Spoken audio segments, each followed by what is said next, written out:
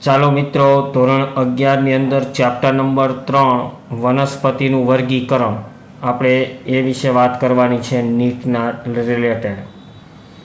Okay, તો chapter number 3 વનસ્પતિનું વર્ગીકરણની અંદર આપણે જોઈએ તો સૌપ્રથમ વનસ્પતિઓનું વર્ગીકરણ કરવાવાળા બે વૈજ્ઞાનિકો હતા. તમે સૌ જાણો છો કે વનસ્પતિઓના વર્ગીકરણની અંદર સૌપ્રથમ જ્યોર્જ બેન્થામ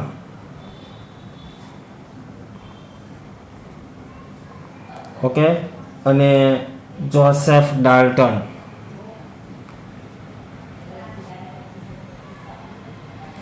આ બંને વૈજ્ઞાનિકોએ સૌપ્રથમ વનસ્પતિ વર્ગીકરણની અંદર પોતાનું યોગદાન આપેલું. હવે વનસ્પતિઓનું વર્ગીકરણ છે ને કઈ રીતે થાય, તો સામાન્ય રીતે આપણે વાત કરીએ તો વનસ્પતિઓની સૂક્ષ્મ રચનાઓ હોય, તદ ઉપરાંત અંતસ્થ રચનાઓ હોય, તદ ઉપરાંત તેની બાહ્ય રચના,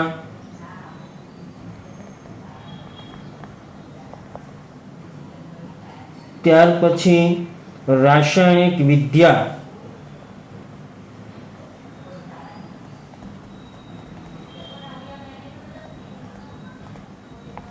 આ બધા જ મુદ્દાઓને ધ્યાનમાં રાખીને વનસ્પતિઓનું વર્ગીકરણ કરવામાં આવે છે.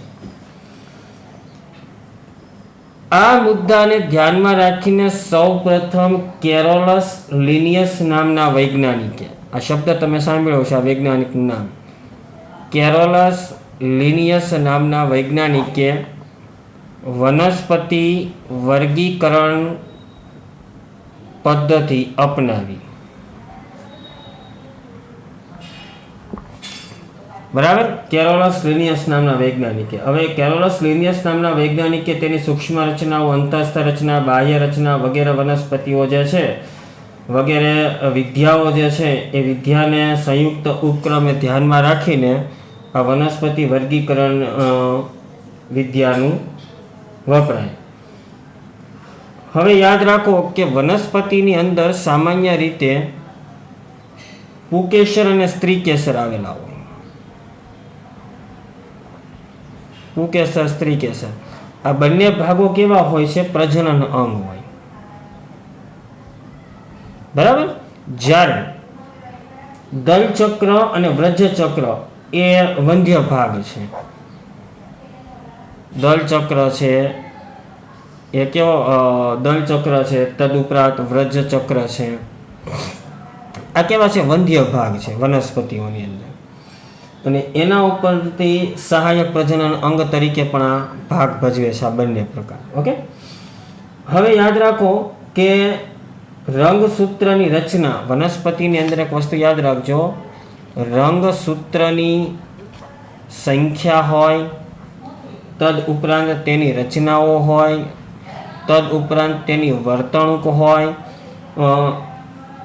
આ બધી જ કોષ વિદ્યાકીય માહિતી કહેવાય. રંગસૂત્રની સંખ્યા, રચના, તેની વર્તણૂક આ કેવી માહિતી છે? તો કે કોષ વિદ્યાકીય માહિતી કહેવાય. આની કહેવાય કોષ વિદ્યાકીય માહિતી. અને આ કોષ વિદ્યાકીય માહિતીની તમામ વિદ્યા જે શીખવા મળે એના ઉપરથી કોષ વર્ગીકરણ વિદ્યા તરીકે ઓળખવામાં આવે છે. બરાબર, તમને નીટમાં એવો પ્રશ્ન પૂછાય કે વનસ્પતિઓની અંદર રંગસૂત્રની સંખ્યા, રચના અને વર્તણૂક આધારે કરવામાં આવતા વર્ગીકરણને કેવું વર્ગીકરણ કહેવાય? તો કે કોષ વર્ગીકરણ વિદ્યા તરીકે તેને ઓળખવામાં આવે છે. આ સામાન્ય રીતે વનસ્પતિઓની અંદર જોવા મળતી ક્રિયા છે. પરંતુ જો વનસ્પતિની અંદર રસાયણ વિદ્યાના મારફતથી ચયાપચય ક્રિયા જે છે એ ચયાપચય ક્રિયાના અભ્યાસને રસાયણ વિદ્યા કહેવાય.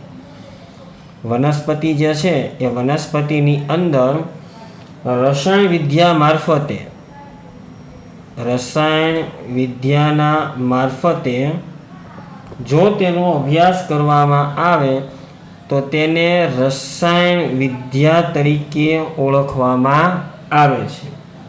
ઓકે, આ એની બેઝિકતા થઈ બધી. હવે વનસ્પતિની અંદર આપણે વાત કરીએ તો વનસ્પતિ વર્ગીકરણની અંદર સૌપ્રથમ આપણે વાત કરીએ લીલની. પ્રાથમિક પહેલી શું છે તેનું લીલ. લીલથી શરૂઆત કરીએ આપણે. તો તમે સૌ જાણો છો કે લીલ ક્યાં જોવા મળે? તો કે લીલ એક તો હરિત દ્રવ્ય યુક્ત હોય. ઓકે, ત્યાર ઉપરાંત એનું શરીર કેવું હોય? સાદા સુકાઈ જેવું, તાતણા જેવું કહેવાય, એટલે સાદા સુકાયક કહેવાય. કેવી છે? તો કે મિત્રો સ્વયંપોષી લીલ છે. બરાબર. ઉપરાંત તમે જલજ લીલ તમે જોવો છો, એ જલજ લીલ ક્યાં જોવા મળે? તો કે મીઠા અને ખારા આ બંને પાણીની અંદર જલજ લીલ જોવા મળતી હોય. ઓકે, તો કે હરિત દ્રવ્ય યુક્ત છે, સાદા સુકાયક દેહ ધરાવે છે, સ્વયંપોષી છે અને જલજ લીલ જે છે એ ખારા અને મીઠા આ બંને પાણીની અંદર જોવા મળતી લીલ છે.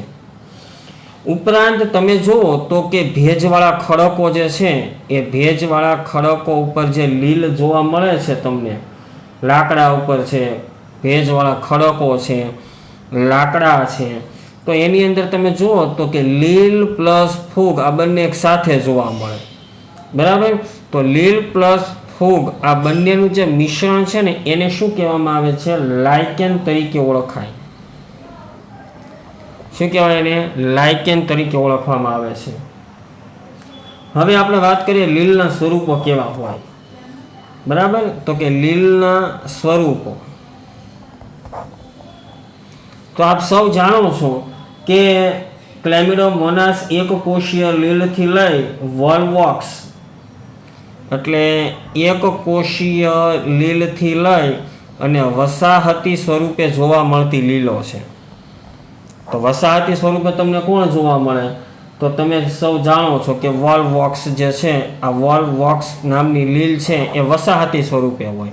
જ્યારે એક કોષીય લીલ છે એ ક્લેમિડોમોનાસ એક કોષીય લીલ છે, એટલે એક છૂટક એવી જોવા મળતી હોય. બરાબર. અને આ વોલ્વોક્સ છે ને એ વસાહતી સ્વરૂપે હોય, વસાહતી સ્વરૂપે જોવા મળતી લીલ છે વોલ્વોક્સ.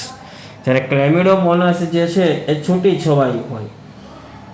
તદ ઉપરાંત આપણે વાત કરીએ યુલોથ્રિક્સ અને સ્પાયરોગાયરા. આ લીલ કેવી છે? તો કે આ લીલ તંતુમય લીલ છે. કેવી લીલ છે? તંતુમય લીલ છે. કઈ? યુરોથ્રિક્સ અને સ્પાયરોગાયરા. તંતુમય એટલે પાતળા તાતણા હોય, આવા તાતણા હોય, એને તંતુમય લીલ કહેવાય. શું કહેવાય? તંતુમય લીલ તરીકે તેને ઓળખવામાં આવે છે. અમુક પ્રકારના લીલ એવા હોય કે જે કેવી હોય? દરિયાઈ ઘાસ તરીકે જોવા મળે. અમુક પ્રકારની લીલ જે છે એ દરિયાઈ ઘાસ તરીકે હોય, દરિયાઈ ઘાસ તરીકે જોવા મળતી લીલ છે. તો કહેવાનો મતલબ કે લીલના ઘણા બધા પ્રકાર તરીકે તમે ઓળખી શકો છો. એમાં એક કોષીય સ્વરૂપ પણ હોય, વસાહતી સ્વરૂપ પણ હોય, દરિયાઈ ઘાસ સ્વરૂપ પણ હોય અને તંતુમય સ્વરૂપ પણ હોય. આ બધા શું છે? લીલના પ્રકારો છે. હવે લીલ છે ને બે પ્રકારે પ્રજનનની પ્રક્રિયા કરે. એક તો લિંગી પ્રજનન પણ કરે અને બીજું અલિંગી પ્રજનન કરે. લીલ બે પ્રકારે પ્રજનનની પ્રક્રિયા કરે, લિંગી અને અલિંગી પ્રકારની. બરાબર. લિંગી પ્રજનનની પ્રક્રિયા જે છે ને એ જન્યુના માધ્યમથી કરે, જન્યુઓના માધ્યમથી પ્રક્રિયા થાય. જ્યારે અલિંગી પ્રજનનની પ્રક્રિયા જે છે ને એ ચલ બીજાણુઓના માધ્યમથી થાય. ચલ બીજાણુઓથી પ્રક્રિયા થતી હોય છે. ચલ બીજાણુ હંમેશા કેવા હોય છે? યાદ રાખજો મિત્રો, કશાધારી હોય. આ શબ્દ તમે સાંભળ્યા હશે, ચલ બીજાણુ ને અચલ બીજાણુ. બરાબર? તો ચલ બીજાણુઓ જે છે એ હંમેશા કેવા હોય છે? કશાધારી છે. કશાધારી હોય, ચલિત હોય, એટલે એક સ્થળેથી અન્ય સ્થળે વહન કરી શકે. અન્ય સ્થળે વહન કરી શકે. બરાબર? જ્યારે લિંગી પ્રજનનની પ્રક્રિયા જે છે એ તો આપણે ખ્યાલ છે કે નરજન્યુ અને માદાજન્યુની અંદર આ પ્રક્રિયા થાય. અને અલિંગી પ્રકારનું પ્રજનન જે છે એ અલિંગી પ્રકારનું પ્રજનન એ હંમેશા કેવું થતું હોય છે? જન્યુના માધ્યમથી થાય. હવે હું તમને એક વાત કરું કે લિંગી પ્રકારની પ્રજનનની પ્રક્રિયા કઈ રીતે થાય. તો આપણે સૌ જાણીએ છીએ કે જન્યુઓ બે, નરજન્યુ અને માદાજન્યુ, આ બંનેની અંદર 2n પ્રકારનો કોષ બને. બરાબર? 2n પ્રકારનો કોષ બને, ત્યાર પછી તેનું અર્ધીકરણ થાય. એટલે 4 એકકીય જન્યુઓ ઉત્પન્ન કરે. આ 4 જે એકકીય જન્યુ ઉત્પન્ન કરેલા છે એમાંથી 3 જન્યુ જે છે એ 3 જન્યુ ચલ બીજાણુઓના માધ્યમથી એ 3 જન્યુનો નાશ થાય. લીલમાં 3 જન્યુનો નાશ થાય, એક જન્યુ જે છે એ એક જન્યુ બચે. આ એક જન્યુનું ફરી પાછું વિભાજન થઈ N2N પ્રકારનો કોષ બને, જેને પ્રોસેસ ટુ સ્ટાર્ટ લાઈફ તરીકે ઓળખવામાં આવે છે. એટલે 3 જન્યુ નાશ પામે અને એક જન્યુ જે છે આ એક જન્યુનું ફરી પાછું વિભાજન થાય. એક જન્યુનું વિભાજન થઈ ફરી પાછા N પ્રકારના કોષ બને. N પ્રકારના કોષમાંથી એક જન્યુ જોડાય, ફરી પાછો એક 2n પ્રકારનો કોષ બને. આ 2n પ્રકારના કોષનું ફરી પાછું વિભાજન થાય એટલે 4 કોષ બને. એ 4માંથી ફરી પાછા 3 નાશ પામે.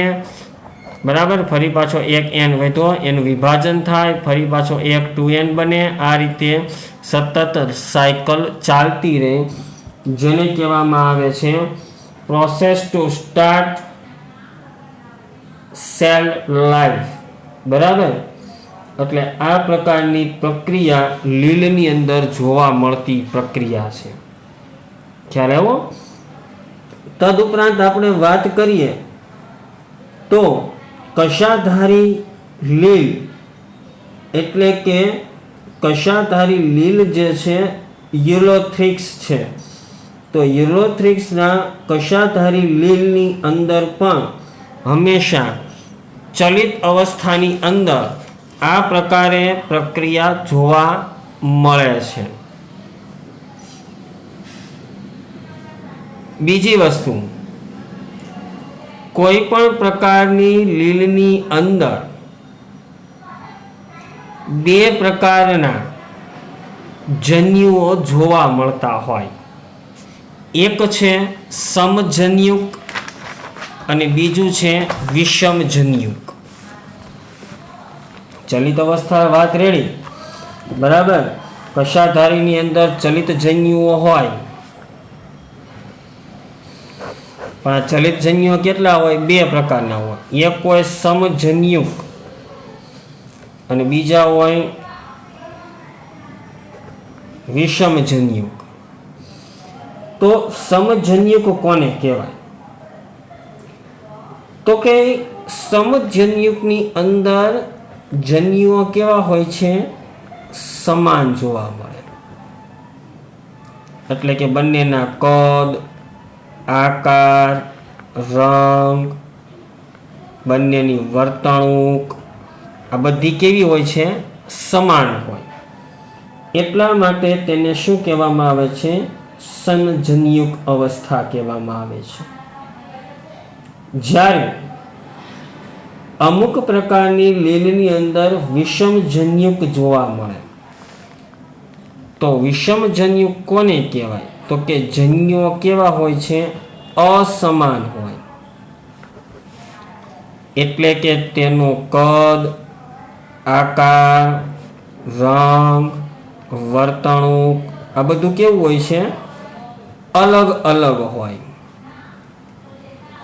તો એટલા માટે તેને શું કહેવામાં આવે છે? વિષમજન્યુક કહેવામાં આવે છે. શું કહેવામાં આવે? વિષમજન્યુક. પરંતુ એક વસ્તુ યાદ રાખજો, અમુક પ્રકારની લીલની અંદર, દાખલા તરીકે વોલ્વોક્સ અને ફ્યુકસ અને વોલ્વોક્સ, આ લીલ એવી છે કે જેની અંદર પ્રજનનની પ્રક્રિયા અંડજન્યુક અવસ્થાએ થાય.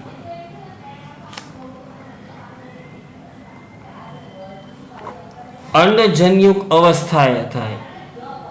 તો અંડજન્યુક અવસ્થાએ કઈ રીતે? તો કે n પ્રકારના જન્યુઓ ભેગા મળીને એક યુગ્મનજ કોષ બનાવે, જેને અંડક કહેવાય. શું કહેવાય? અંડક.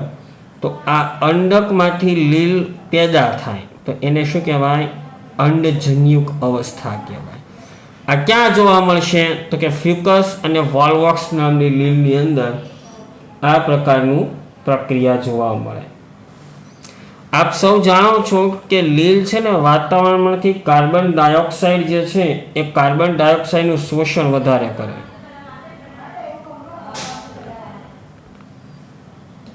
અને વાતાવરણને શું રાખે છે? શુદ્ધ રાખે છે. વાતાવરણને શું રાખે? શુદ્ધ રાખે છે. બરાબર. બીજી વસ્તુ, લીલને પ્રાથમિક ઉત્પાદક પણ કહેવાય. લીલને પ્રાથમિક ઉત્પાદક તરીકે પણ કહેવાય કે જેમાંથી જલીય પ્રાણીઓ શું મેળવે છે? પોષણ મેળવે.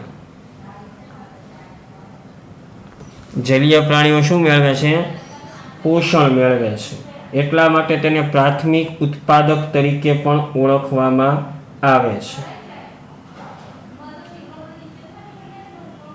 સામાન્ય રીતે વાત કરીએ તો કે પોરફાયરા, લેમિનારિયા અને સર્ગાસમ, ત્રણ પ્રકારની લીલ, પોરનારિયા, લેમિનારિયા અને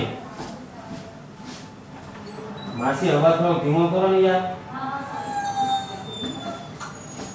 પોરનારિયા, લેમિનારિયા અને સર્ગાસમ, આ ત્રણ પ્રકારની લીલ એવી લીલ છે કે જેની અંદર 70% જેટલા પ્રાણીઓને ખોરાક પૂરો પાડે છે. કઈ લીલ? પોરફાયરા, લેમિનાઇરા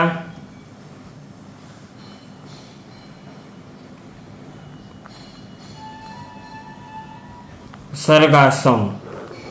આ ત્રણ પ્રકારની લીલ છે કે જે 70% જલીય પ્રાણીઓને ખોરાક પૂરો પાડે છે. આ બધું નીટની અંદર આવશે, એટલે એક એક વસ્તુ તમે નોટ કરતા જજો અને યાદ રાખજો ખાસ. ચેપ્ટર પૂરું થાય ત્યારે હું તમને આખી નોટ્સ પણ મોકલીશ, એટલે એ નોટ્સ પ્રમાણે તમે તૈયારી પણ ચાલુ રાખજો. તદુપરાંત વાત કરીએ તો બદામી અને રાતી લીલ એટલે કે હાઇડ્રોક્લોરાઇડ પ્રોટીનયુક્ત પદાર્થ ધરાવે છે. આલ્કિન અને કેરાઝિન આ બંને કેવી લીલ છે? રેડ કલરની લીલ છે. એટલે તમે જુઓ તો બદામી અને રાતી લીલ, આ બદામી અને રાતી લીલની અંદર મોટા પ્રમાણમાં હાઇડ્રોક્લોરાઇડ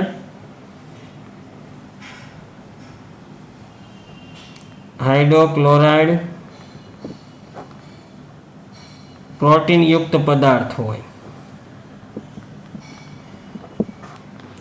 બરાબર, કે જેના કારણે પૂરતા પ્રમાણમાં પોષણ પણ મેળવી શકાય. કેટલીક એવી લીલ છે, દાખલા તરીકે અગર, અગર, જેલિડિયમ અને ગ્લેસિનારિયા. અગર, અગર, જેલિડિયમ આ લીલનો ઉપયોગ શું થાય તો કે જેલ બનાવવા માટે. જે જેલ આપણે યુઝ કરીએ છીએ, ફોર એક્ઝામ્પલ તરીકે માથામાં નાખવાનું જે જેલ આવે છે, સિરપ આવે છે, એ બનાવવા માટે અગર, અગર, જેલિડિયમ નામની લીલ વપરાય છે. જ્યારે ગ્લેસિનારિયા જે છે, કઈ ગ્રેસિલારિયા, આ ગ્લેસિલારિયા લીલ છે ને વૃદ્ધિ પ્રેરક લીલ છે. એ વૃદ્ધિ પ્રેરક લીલ હોવાથી એનો ઉપયોગ આઈસ્ક્રીમ બનાવવા પણ થાય. આ બધી જ વસ્તુ તમે યાદ રાખજો અને લખતા જજો. ઉપરાંત આપણે વાત કરીએ તો સામાન્ય રીતે વનસ્પતિઓની અંદર સૂક્ષ્મ જીવાણુઓની વૃદ્ધિ કરવા અને પેશી સંવર્ધન માટે પણ અગર, અગર નામની લીલ વપરાય છે. પેશી સંવર્ધનમાં વપરાય. બરાબર. પેશી સંવર્ધનની અંદર 12માં તમે આવશે આ ચેપ્ટર આવશે પેશી સંવર્ધન. એ પેશી સંવર્ધનની અંદર પણ અગર, અગર નામની લીલનો ઉપયોગ થાય. કઈ રીતે તો કે આપણે જોઈએ તો કોઈ પણ પેશીનો ટુકડો લેવામાં આવે, એ પેશીના ટુકડાની અંદર 2,4-D પ્લસ અગર, અગર નામની લીલ આ બંનેનું મિશ્રણ કરવામાં આવે. 2,4-D એટલે ડાયક્લોરોફિનોક્સિક એસિટિક એસિડ તરીકે ઓળખવામાં આવે છે. 2,4-D એટલે કે ડાયક્લોરોફિનોક્સિક એસિટિક એસિડ, બરાબર, પ્લસ અગર, અગર નામની લીલ આ બંનેને લેવામાં આવે. આ બંનેને લેવામાં આવે અને બંને દ્વારા પેશી સંવર્ધનની પ્રક્રિયાની અંદર તેનો ઉપયોગ કરવામાં આવે છે. તદુપરાંત આપણે વાત કરીએ તો ક્લોરેલા છે, સ્પાઇરુલિના છે, આ એક કોષીય સભર લીલ છે. ક્લોરેલા, તદુપરાંત સ્પાઇરુલિના, આ બંને કેવી લીલ છે? એક કોષીય લીલ છે. અને એક કોષીય લીલ એટલે પ્રોટીન સભર લીલ છે. એક કોષીય પ્રોટીન યુક્ત લીલ કઈ? ક્લોરેલા અને સ્પાઇરુલિના. બરાબર. આનો ઉપયોગ કોણ કરે તો કે અંતરિક્ષમાં જે અવકાશ યાત્રીઓ જાય છે, અવકાશ યાત્રીઓ અંતરિક્ષમાં ખોરાક તરીકે ઉપયોગ કરે.